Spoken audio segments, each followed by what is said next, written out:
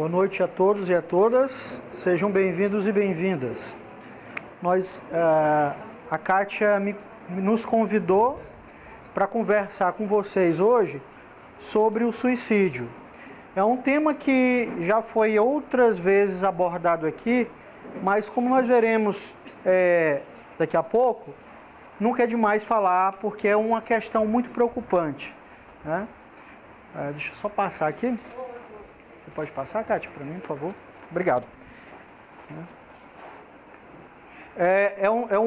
Assim, as autoridades, elas não divulgam a quantidade de suicídio que tem, porque não pode, né?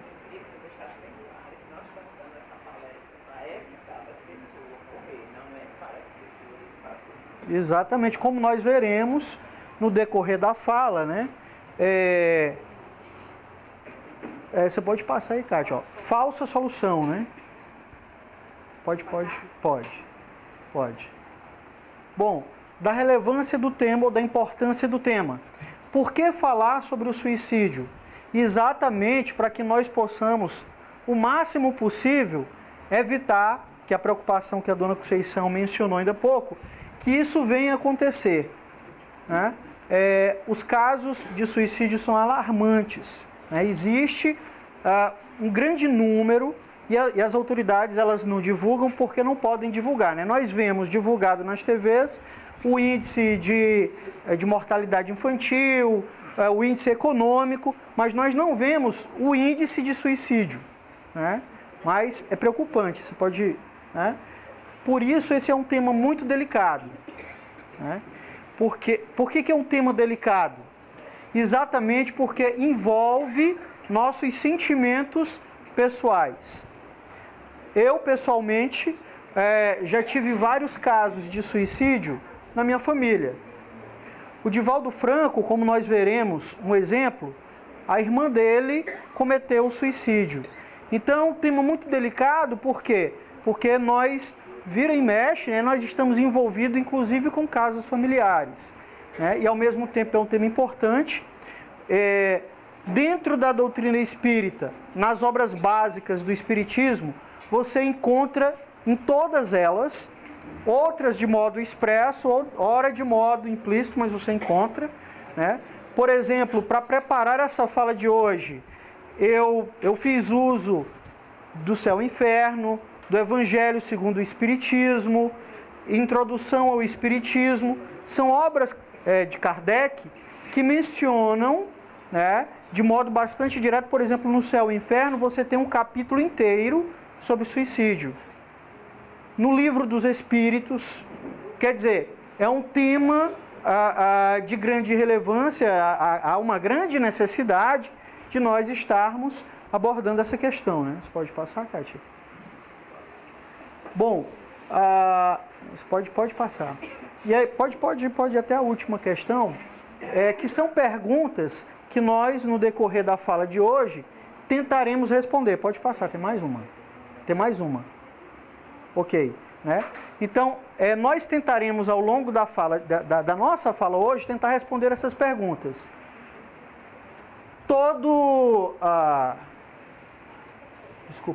Tudo termina com a morte física, né?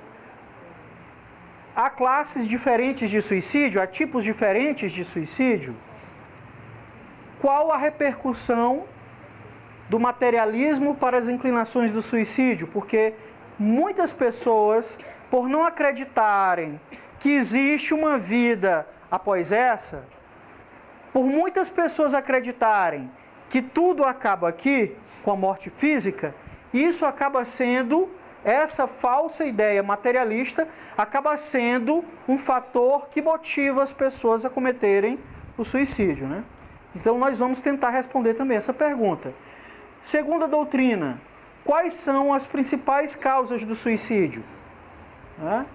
Temos o direito de dispor de nossa própria vida, ou seja, temos o direito dado por Deus de cometer suicídio?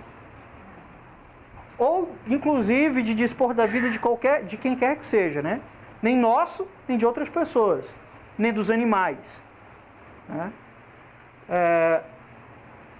Que precauções tomar contra o suicídio, segundo a doutrina?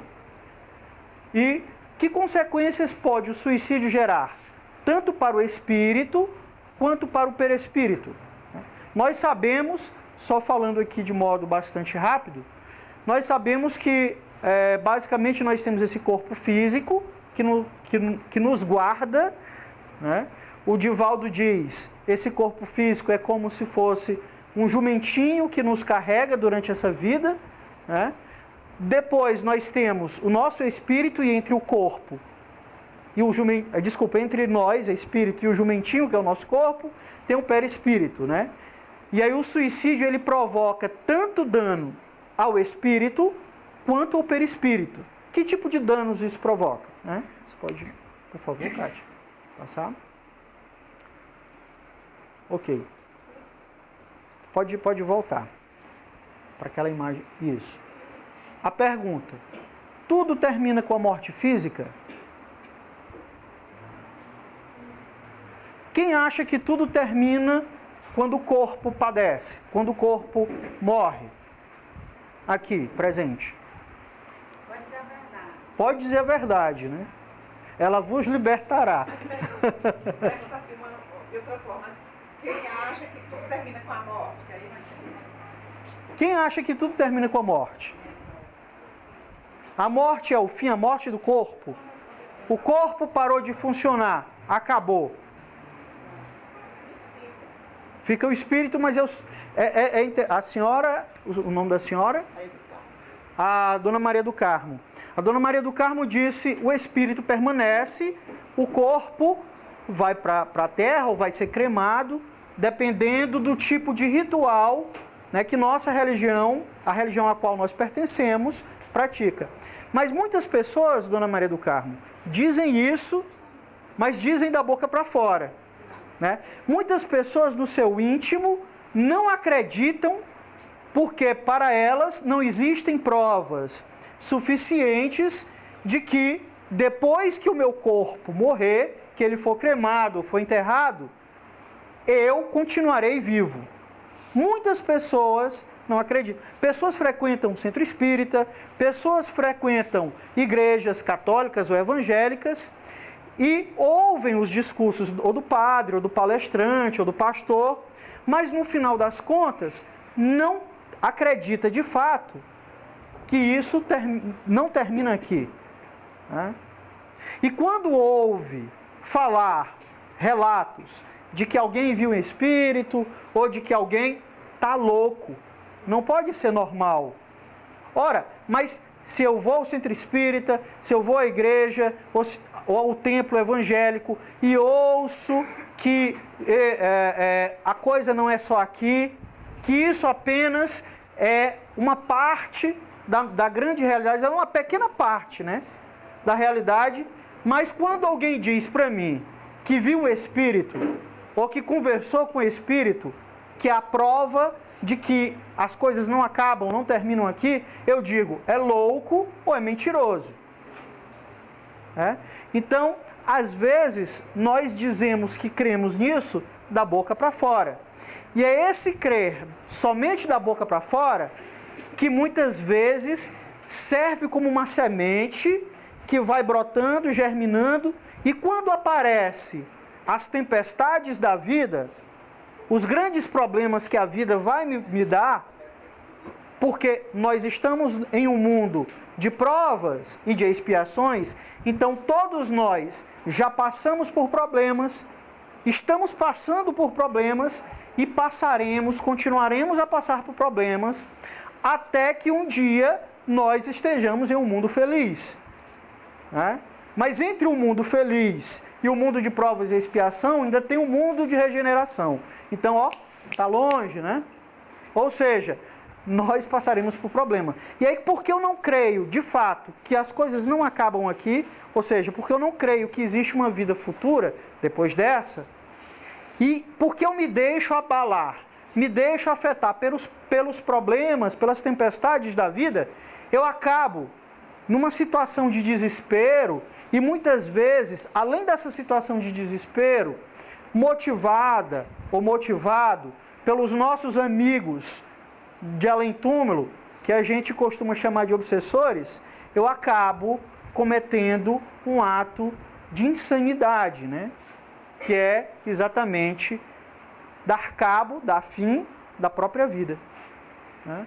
Então, é importante entender que as coisas não acabam aqui. Porque quando eu entendo que as coisas elas não acabam aqui, e mais ainda, quando eu entendo que existe um Deus bom e justo, Criador de todas as coisas, e que não me deixa passar por coisas que não me são necessárias, porque todos os problemas que eu passo, todas as dificuldades, todas as tempestades que eu enfrento na minha vida, elas são necessárias para que eu passe por elas.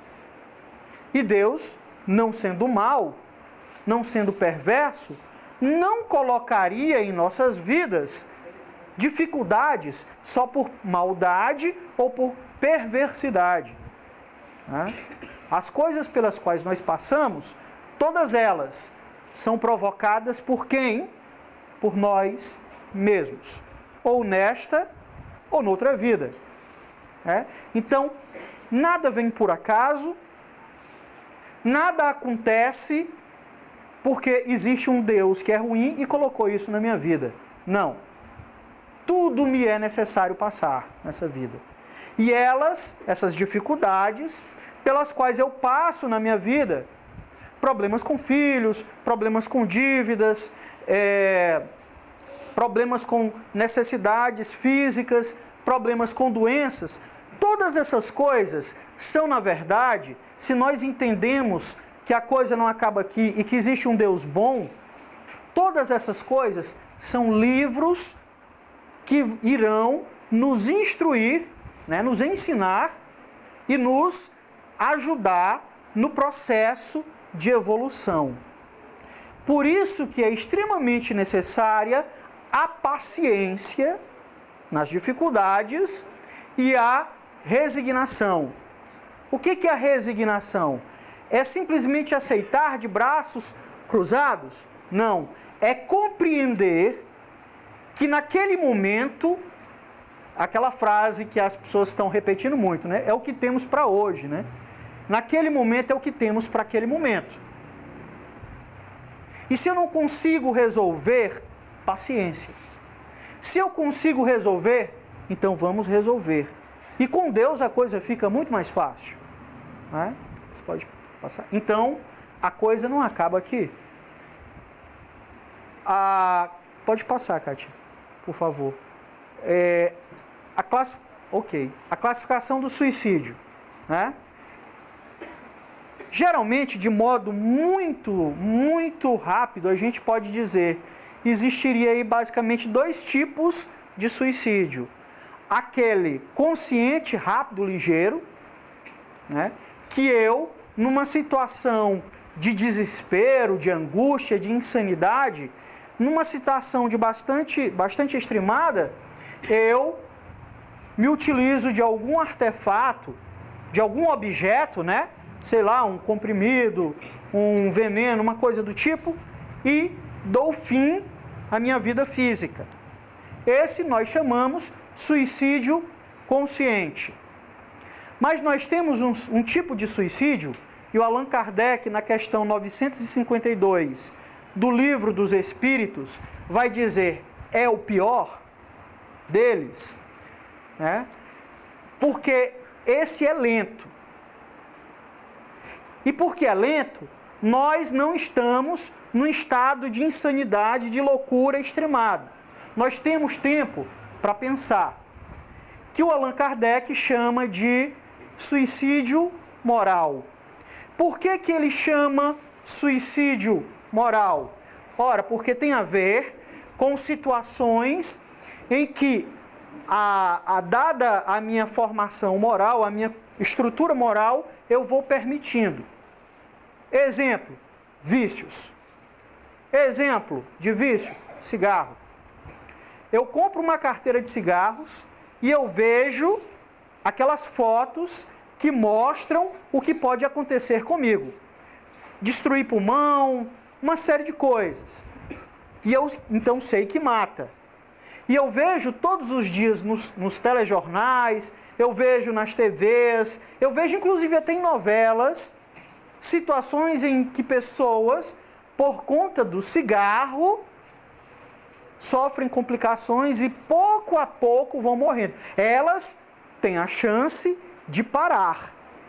Porque o médico está dizendo, porque a carteira de cigarros que eu pego para fazer uso me mostra, a televisão está dizendo, no centro espírita nós estamos também falando, então vocês têm plena consciência, não estão, como no primeiro caso, num estado de insanidade extremado.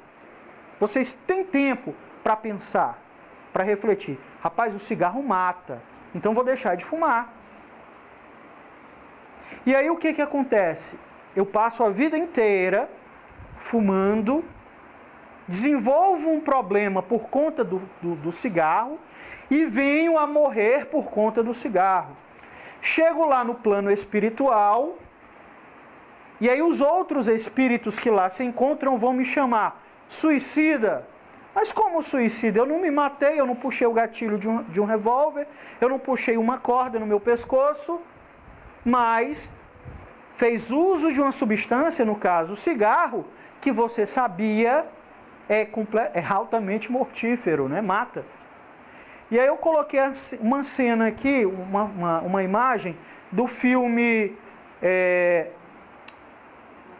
Nosso Lar, né? E aí nós temos a imagem do André Luiz no Nosso Lar e do André Luiz no Umbral, né? E aí lá no Umbral, André Luiz era acusado de ter cometido suicídio. E ele dizia, mas como eles me chamam de suicida se eu não cometi suicídio, se eu não me envenenei, se eu não puxei uma corda no meu pescoço, se eu não me joguei de novo? Por que eles me chamam de suicida? E ele trazia, conforme vocês podem ver no filme, quem tiver acesso à internet, está lá de graça no YouTube, qualquer um pode acessar e assistir o filme completo. Tem uma ferida imensa que ele, já desencarnado, traz no seu perispírito. E aí é narrado no filme, e quem ler o livro também vai perceber, que ao longo da vida dele, as situações de estresse, de ira, né? Tem pessoas que se enraivecem com qualquer coisa, qualquer situação, já, né? Aquilo provoca um desequilíbrio físico que vai nos danificando o corpo espiritual e chega ao ponto de aparecer no corpo físico. É o que aconteceu com o André Luiz. Morreu, né, por conta dos seus estados mentais. A última vez que eu andei aqui, eu falei exatamente, nós conversamos exatamente sobre como o pensamento influencia, né, em nós, e existem seres desencarnados que influenciam o nosso pensamento, né? Bom, os nossos pensamentos, nossos próprios pensamentos, também provocam em nós mesmos doenças. Passou na TV essa semana, num programa, acho que é Viver Bem, Bem Viver, que passa de manhã, acho que depois da Ana Maria Braga, né? Bem-estar, né? Passou a síndrome do coração partido. O que é a síndrome do coração partido? A pessoa passa por um processo de estresse, é assaltado ou sofre uma decepção amorosa. O coração começa a não bombear em um dos lados sangue e vai enchendo de sangue o coração. Olha só o pensamento provocando danos no coração. E pessoas têm que ir ao hospital, têm que fazer uma série de procedimentos para que aquela situação se reverta, se modifique. Então, o nosso próprio pensamento pode servir também como arma que irá, no futuro, dar fim à minha própria vida. Eu estou todo dia ouvindo aqui no Centro Espírita. Vamos acalmar os nossos pensamentos. Vamos imaginar um sol, uma luz. Vamos esquecer as dificuldades. Vamos amar ao outro. Vamos perdoar. Mas a hora que eu saio daqui do Centro Espírita, que aquela pessoa que não fala comigo, nem eu falo com ela, cruza por mim, se eu puder, eu voaria no pescoço dela e mataria. Mas como eu não posso, o que acontece? Aquele pensamento fica girando, remoendo dentro de mim e aquilo ali fica me destruindo por dentro. Eu estou provocando o meu próprio fim. E aí o Allan Kardec chama atenção para dizer, esse é o pior tipo de suicídio. Porque você faz sabendo e você faz não estando em um momento de perturbação. Né? Você pode passar, Kátia? Pode passar. Pode passar. Materialismo versus... Pode passar também. Materialismo versus espiritualismo. Outro filme também muito interessante é sobre a vida, também vocês podem acessar na internet gratuitamente, né? Tá lá no YouTube, sobre a vida do Bezerra de Menezes. E aqui eu peguei uma cena do filme em que o Bezerra de Menezes está terminando uma palestra em um centro espírita, e aí no final, depois de uma prece final, um materialista se levanta e pede a palavra. E ele chama o Bezerra de Menezes para uma disputa, um debate, para provar que a espiritualidade, o espiritismo e as coisas que o espiritismo fala são reais. E ele desafia e diz que encontrou-se vários exemplos de pessoas que estavam enganando as outras e tal. E aí o Bezerra de Menezes diz assim: eu aceito o seu desafio, eu vou à disputa, ao debate. Mas eu vou se você me trouxer um materialista que com seu discurso materialista de que tudo acaba aqui, tenha salvado alguma vida. Eu vou. Se você trouxer aqui um materialista, ele fala, né, meu irmão, que tenha trazido esperança para pais que perderam seus filhos, por exemplo. Eu vou. Se vocês trouxerem um materialista que com seu discurso materialista tenha trazido a paz de espírito a alguém. E aí, como não tem, o materialista então se senta caladinho de cabeça baixa e não fala mais nada. Né? Então, o que o materialismo nos propõe? A vida é só isso aqui. Não tem outra coisa. Morreu, acabou. Né? E aí também não existe um Deus, porque Deus não é material. Então Deus não existe. Só existe aquilo que pode ser provado, que pode ser apalpado, visto, sentido. Se eu não vejo Deus, se eu não vejo os espíritos, então não existe. Esse é basicamente o discurso do materialista. Enquanto que o espiritualista, e aí a gente coloca o espiritualismo, como é bem colocado nas introduções dos livros... Pode deixar. Como é bem colocado nas introduções dos livros de Kardec, né, o espiritualismo é o quê? É a crença de que não há somente a matéria. E aí toda a religião, a católica, a evangélica, o espiritismo são espiritualistas porque creem. A vida não acaba aqui. Eu sou um espírito dentro deste corpo, e quando este corpo parar de funcionar, eu continuarei vivo. Né? E aí nós temos o que é o Espiritismo, no capítulo 1, né, no segundo diálogo sobre loucura, suicídio e obsessão. Nós temos exatamente, é um diálogo, né, uma conversa entre o Allan Kardec e um dito cético. Quem é o cético? O cético é aquele que não acredita em nada. Né? Falando de modo bastante grosseiro, o cético, nesse caso aqui, seria também o materialista, que só pode crer naquilo que vê. Como eu não posso ver, como eu não posso pegar, eu não creio. Né? Você poderia até perguntar para o materialista, então você não pensa, né? Porque pensamento não pode ser pego, não pode ser visto, não pode, né? Então, você não pensa, né? E aí tem aqui um diálogo, uma conversa, né?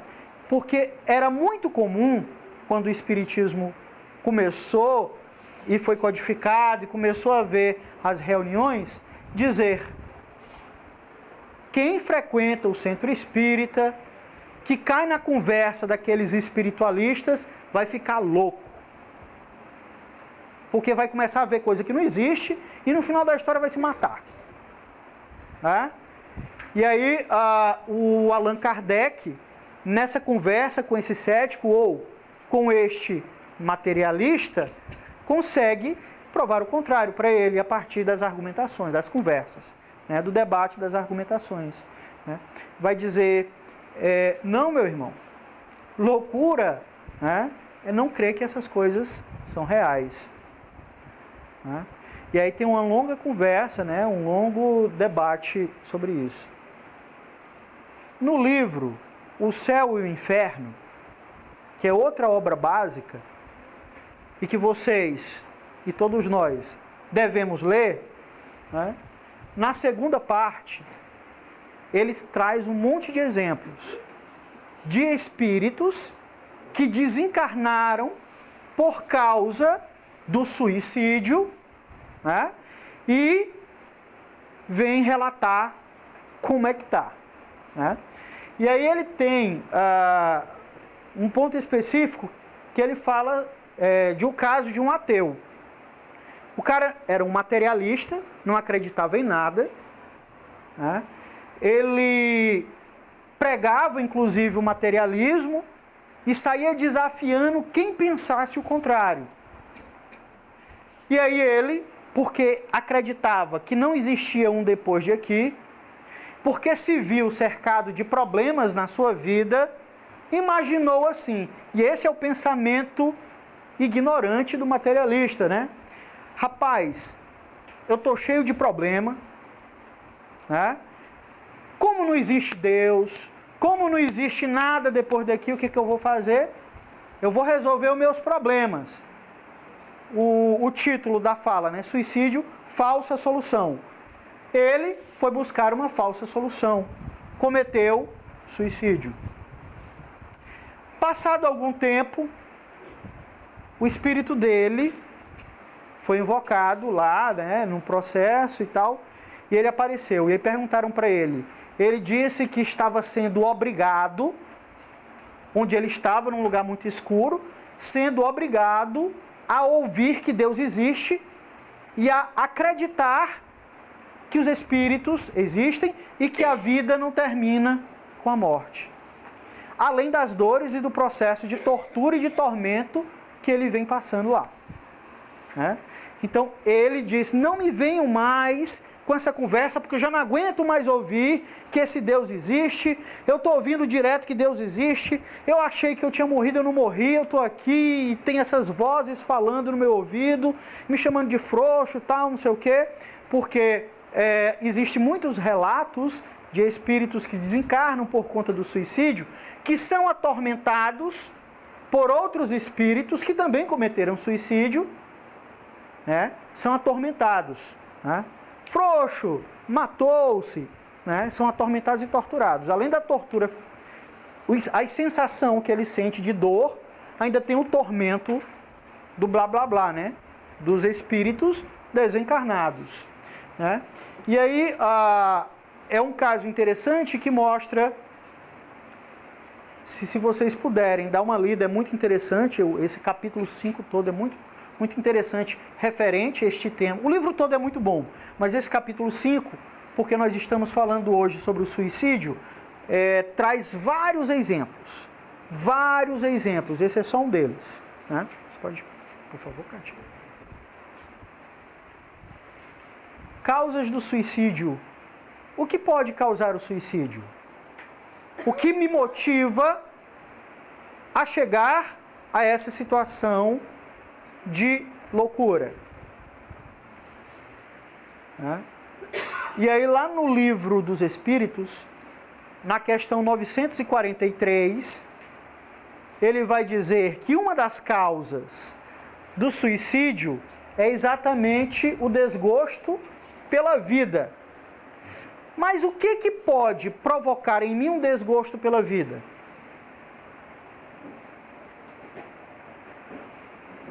Pergunto a vocês, né? O que lhe provocaria um desgosto na vida? O que seria assim para vocês? Oi? Ociosidade. Né? E é interessante você falar... Você é? Jesus.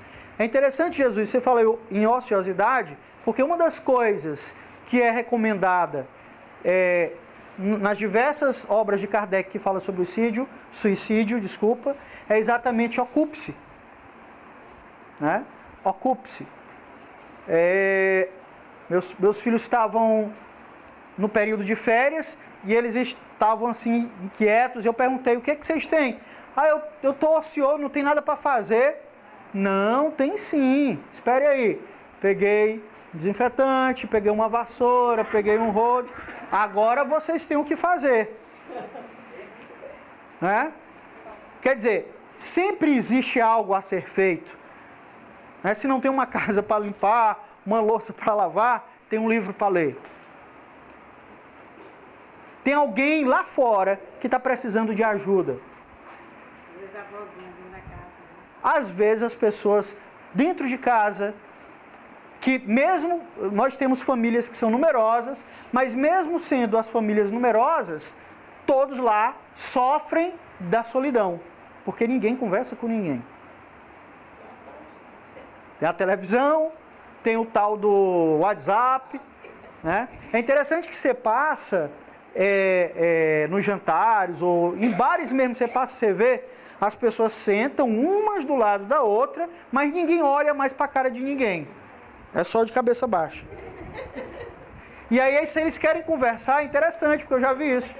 Eles conversam, tá aqui do lado, mas eu não olho. Oi, fulano, não. Eu digito bem aqui, aí o fulano lá, pi, abre e lê. Eu não olho para a cara do fulano.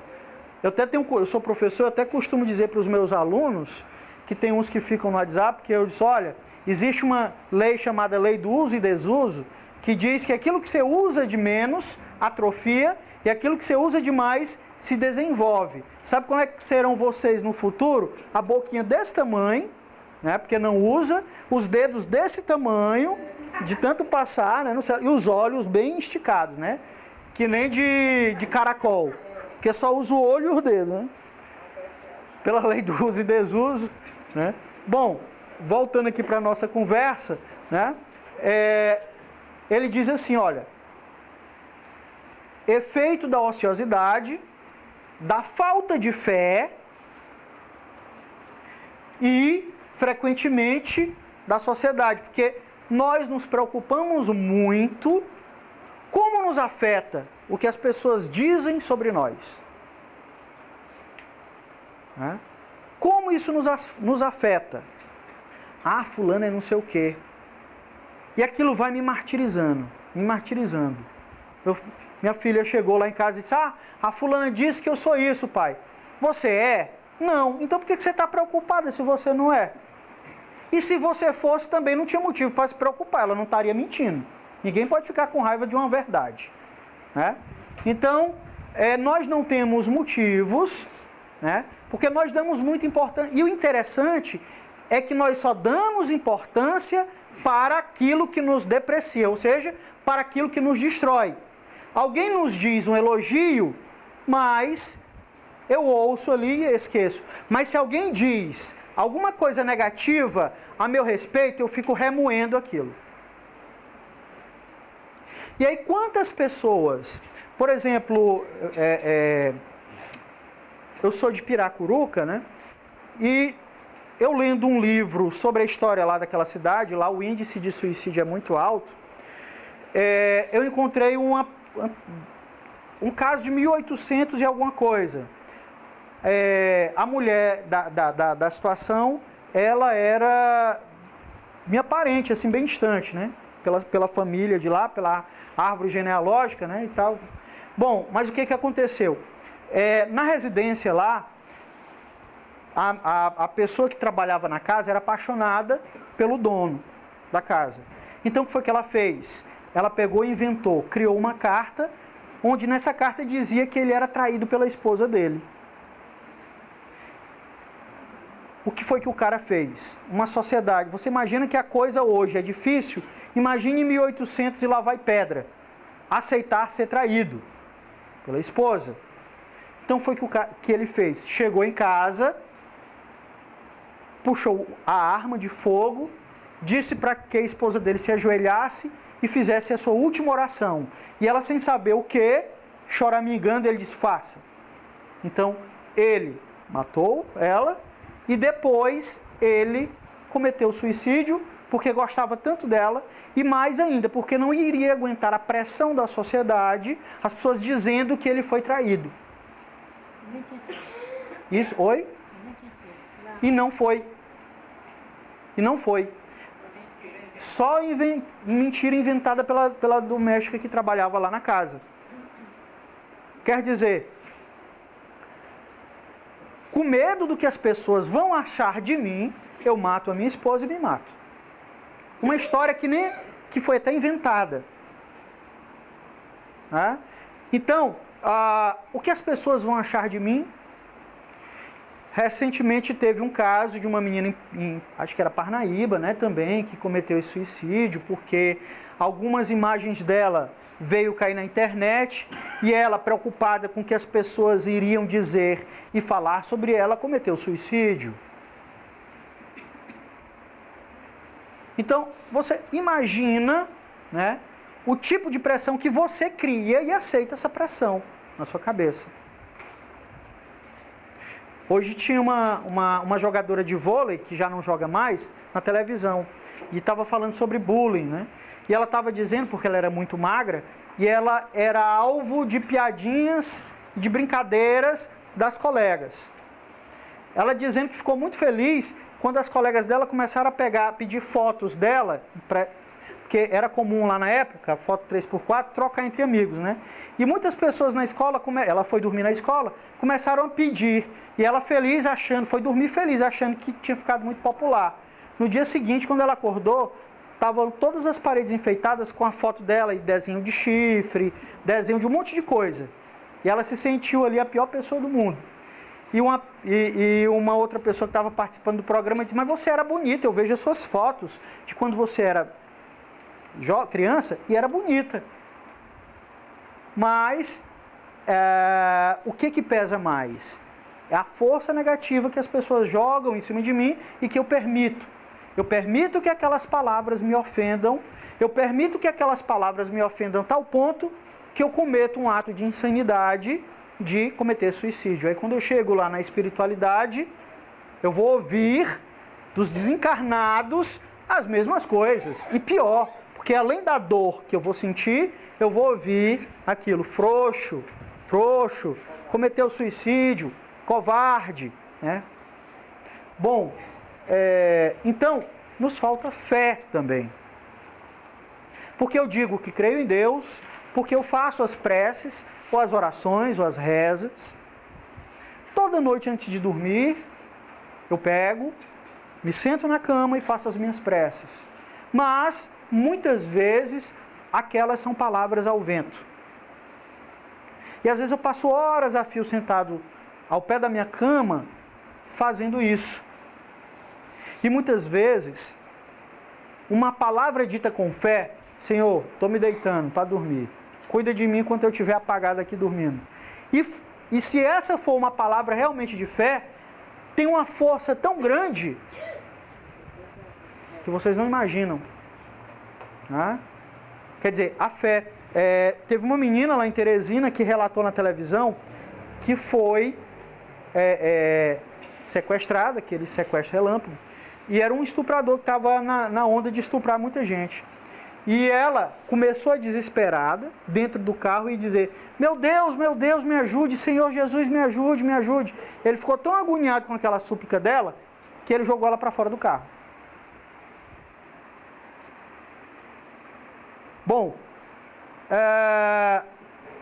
por que será que ela não foi estuprada como as outras?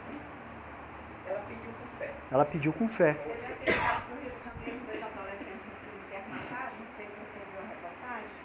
Um deles morreu na hora, de 15 anos, na hora que levou o tiro, porque eles gravaram o próprio garoto que estava com o celular, e ele dizia: ó Senhor, não me deixa eu ir embora, não deixa eu morrer, Senhor. E o tiro dele foi no coração e ele não morreu.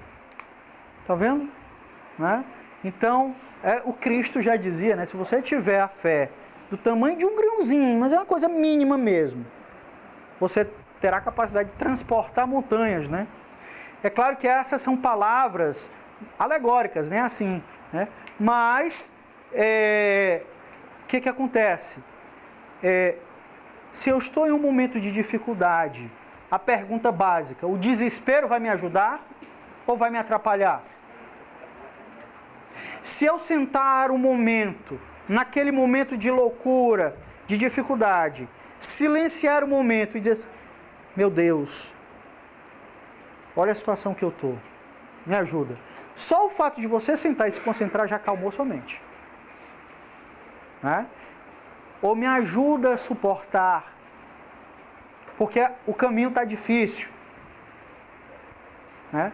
Porque as pessoas também pensam erradamente, assim: porque agora eu pedi a Deus e Ele vai tirar o problema como um passe de mágicas da minha vida.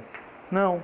E é interessante que, se você pega muitas das preces espíritas, quando fala de problemas e de situações como essa, se você for parar para ver um pouco, vocês vão perceber que a maioria dos pedidos é: me ajude a suportar, me ajude a vencer, me ajude na caminhada, ilumine o meu caminho para que eu possa caminhar mais seguramente. E nunca assim: tira da minha vida. Porque nós sabemos, como eu falei ainda há pouco, nós iremos passar por problema, porque é uma coisa própria nossa, passar por problemas, e porque esses problemas são livros abertos a nos ensinar. Né? Então, o que acontece é que com Deus a coisa fica muito mais fácil do que sem Ele. A pedra que pesa 5 toneladas, com Ele pesa esse copo. Né? Então, a falta de fé também provoca isso. Né? E ter fé não é dizer da boca para fora, é sentir. É sentir que em muitos momentos de dificuldade eu vou ser ajudado. Eu passei por diversos, eu já fiz, hoje eu sou professor, mas antes eu já fui muita coisa. Já fui balconista de bar, já fui balconista de locadora de DVD, já na minha infância já fui office boy de aposentado, né? Aquele que fica pagando as contas para os velhinhos. Eu com 10 anos ficava fazendo isso, né? Então já passei por muitas profissões nessa existência já, né? E eu me lembro de uma situação em que eu tinha 2 empregos, eu perdi 2 empregos. E a minha primeira filha ia nascer, e eu desempregado. E aí então, meu Deus do céu, e agora o que eu vou fazer? Porque vai nascer aí um filho, ou filha, eu desempregado, e agora como é que vai ser essa criança? Sentei no quarto, conversei, fazendo pergunta, né? Como é que vai ser? É interessante que 2 dias depois, uma pessoa liga para minha casa e diz que tem uma vaga de balconista de locadora de DVD. Perguntando se eu queria. Você pergunta se macaco quer banana, né? Quer dizer, apareceu. Né?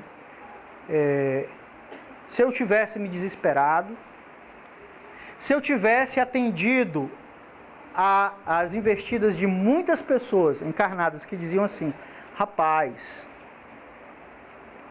dá um medicamento para ela abortar, que vai resolver a situação.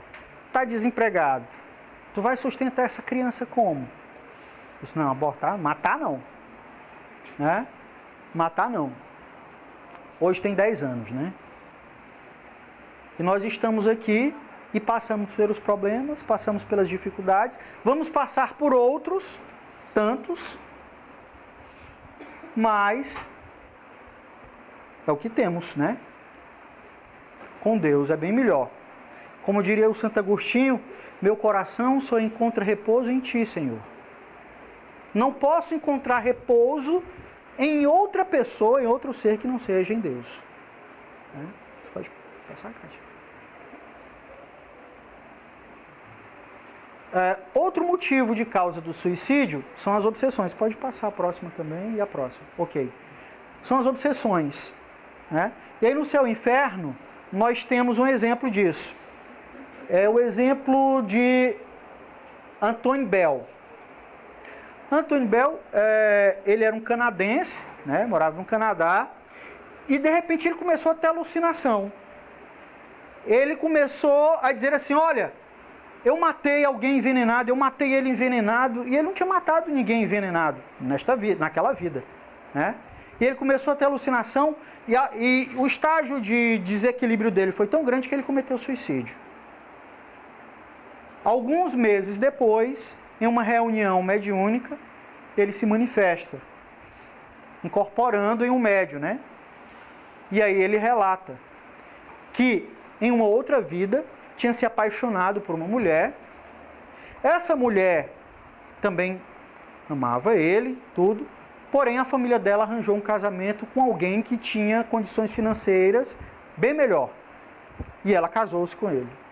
E era amigo dele, né? E aí o que foi que ele fez? Tamanho desespero e angústia, matou o cara envenenado. Comprou veneno, envenenou o cara e ele morreu. Ele também cometeu suicídio naquela vida. O pai, o espírito do pai da vítima da vida anterior, começou a obsediar ele nessa última vida aí. Começou porque ele veio com um sentimento de culpa muito grande, e a Dona Conceição diz uma coisa, e é bastante verdade, não arrastem, não deixem crescer dentro de vocês sentimentos de culpa. Se eu cometi um erro, eu vou lá, peço perdão, tento desfazer o erro, mas que eu nunca me arraste com esse sentimento de culpa, porque ele vai ser como uma faca que me corta por dentro. E como uma faca que me corta por dentro, abre as brechas, abre as portas para as obsessões. E foi o que aconteceu com Antoine Bell.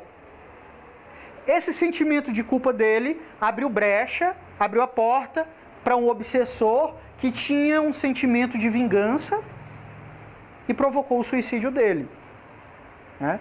Então, a obsessão, ela é também uma fonte, né? Nós temos também outro livro, que é Obsessão e Desobsessão de A a Z, de Manuel de Filomeno de Miranda, psicografado pelo Divaldo Franco, né? E ele vai dizer como é que isso acontece, né? Como se dá a influência obsessiva. Como ocorre esse processo todo, ele vai descrever, né? Ele vai dizer que começa com uma coisa bem simples, aquela coisa vaga. Eu passo por uma dificuldade e do nada assim eu penso assim, rapaz, se eu me matasse seria bom, resolveria o problema. Passa um dia, 2 dias, 3 dias, essa ideia começa a voltar. Só que mais forte. Porque eu já estou abatido pela situação que está acontecendo. E ela fica se repetindo até chegar num estado em que a gente chama de monoideia ou de ideia repetitiva, a ideia que fica repetindo. Se você quer, um dos indícios, né, uma das características de que você está obsediado é quando você começa a pensar demais em uma coisa e quando você pensa nessa coisa, ela lhe traz um sentimento ruim. Aquela ideia fica repetindo o dia todo. Você almoça, você toma banho, você vai trabalhar, você volta do trabalho e aquela ideia martelando e repetindo na cabeça. E não é uma ideia boa porque te traz uma sensação ruim, te bota para baixo. Né? Então, ele começa assim, né? O obsessor começa assim, bota uma sementinha, e eles são bem persistentes, né? Rega a semente, aduba a semente, e ela cresce, e ela dá frutos, e os frutos, quem vai se beneficiar dele serão os obsessores, né? Você pode passar, Kátia. Então, você pode ter o suicídio causado por desgosto da vida, pelas situações, por obsessão, né? Temos direito de dispor da nossa própria vida? Essa é uma pergunta que o Allan Kardec faz no Livro dos Espíritos, na questão 944. Não, respondem os espíritos, né? Só Deus tem esse direito. Só Deus tem o direito de dispor da nossa própria vida e da vida de quem quer que seja. Não tem o direito nem de tirar a minha vida, nem do outro, né? E quando eu faço isso, por exemplo, com o suicídio, eu estou rompendo, eu estou quebrando essa lei, que só pertence a Deus.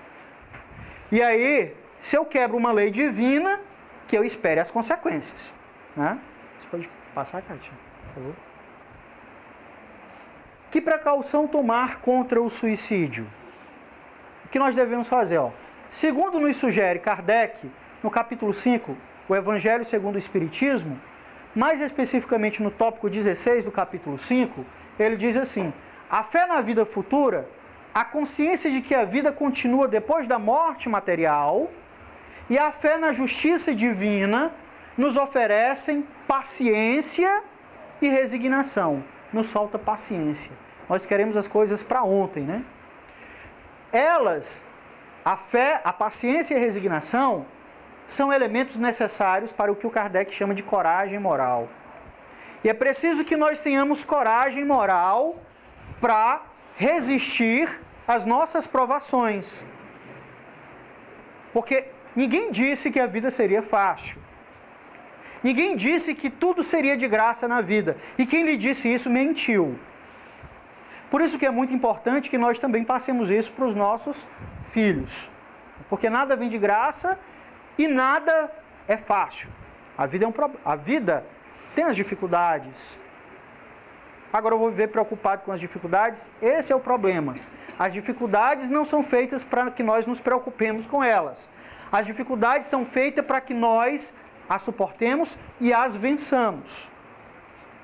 Ficar sentado, de cabeça baixa, pensando nos meus problemas, não resolverão os problemas e ainda me causarão problemas extras, né? Então os problemas são para serem pensados, para serem ultrapassados, para serem vencidos ou suportados, e não para serem motivo de preocupação. Porque quando eu me preocupo com um problema, é como se eu mostrasse um espelho diante de um espelho, várias imagens se repetindo. Eu acrescento um problema a mais, a minha preocupação. E aí isso também é uma brecha aberta para os obsessores e um degrauzinho para o poço do suicídio, né? Você pode passar, Cátia, por favor? As consequências do suicídio para o espírito e para o perispírito. Aí nós temos um caso. Novamente lá no livro O Céu e o Inferno, nós temos o caso de François Simon. François Simon é um cara pobre e por causa da pobreza se perdeu na bebedeira e aí, no final das contas, subiu uma torre, pulou e se matou. Ele se manifestou em uma reunião mediúnica dizendo que não aguentava mais porque não tinha chão nos pés dele e sentia uma forte dor toda hora. O que foi que aconteceu com François Simon?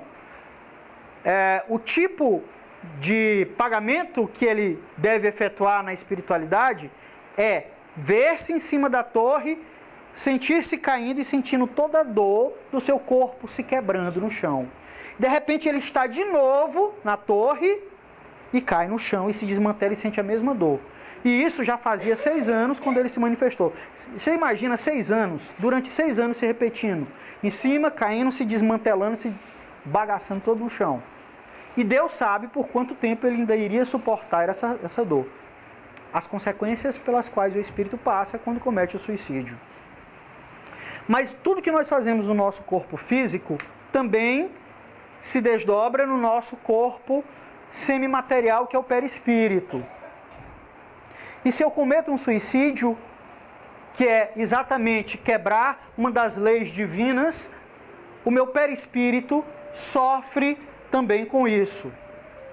E aí o Divaldo Franco narra a história da irmã dele, Nair, que foi traída em 1939 e muito desesperada do que as pessoas iriam achar, porque ela teria sido traída, ela toma veneno e morre. Alguns anos depois, a mãe dele morre também, desencarna, e ele vê toda a cena da mãe dele desencarnando, os espíritos recebendo ela, e ele dizendo, vá em paz, vá com Deus, minha mãe. E ela disse, não, agora eu vou cuidar de Nair, que está precisando de mim. Depois que eu terminar de cuidar de Nair, eu venho cuidar de você. Mãe, vá para a espiritualidade e tal, siga o seu processo evolutivo. Que tipo de mãe pode seguir tendo seus filhos em descuido? Eu, enquanto mãe, me preocupo em cuidar dos meus filhos. Né? E aí ele disse que passou um tempo, ele lá na Mansão do Caminho, que é uma obra maravilhosa que ele fez, né? Que ajuda muitas pessoas.